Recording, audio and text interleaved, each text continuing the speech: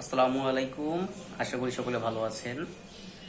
HSC পরীক্ষা 2025 এটা কি আসলেই পিছাবে? পরীক্ষা কি আসলে স্থগিত হবে? এরকম প্রশ্ন আপনাদের মনে অনেক ঘুরপাক খাচ্ছে। তো আজকে আমি এই রহস্যটা উন্মোচন করি। সেটা হচ্ছে, আপনারা যতই আন্দোলন করেন, যত যাই করেন, আর মূলত এখন বর্তমানে করোনা ভাইরাসের প্রকোপ দেখা দিয়েছে। তো আপনারা অনেকেই বলতেছেন করোনা ভাইরাসের কারণে পরীক্ষা পিছাই দিবে অথবা পরীক্ষা স্থগিত হবে, কিন্তু এগুলো একটাও হবে না। বাস্তব কথা হচ্ছে, আপনাদের পরীক্ষা 26শে জুন। আপনাদের পরীক্ষা কিন্তু হবে, পরীক্ষা শিওর থাকেন হবে। পরীক্ষা কখনোই পিছাবে না।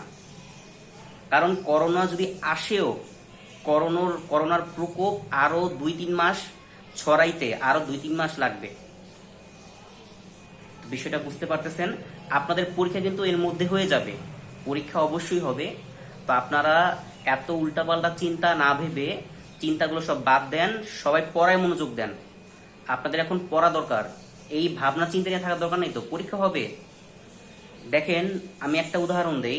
এই যে কয়েকদিন আগে জাতীয় বিশ্ববিদ্যালয়ে যে একটা পরীক্ষা গেল, এটা কিন্তু বন্যার মধ্যেও হয়েছে।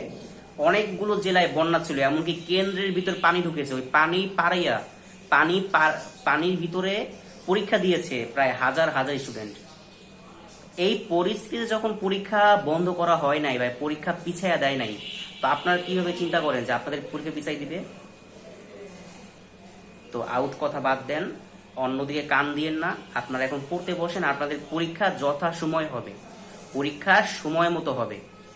তো সবাই ভালো থাকেন, সুস্থ থাকেন, সবার জন্য দোয়া করবেন। আমিও সবার জন্য দোয়া করি, আপনারা যেন ভালো মতো পরীক্ষা দেন। তো আজকের মতো এই পর্যন্তই। ভালো থাকবেন। আল্লাহ হাফেজ।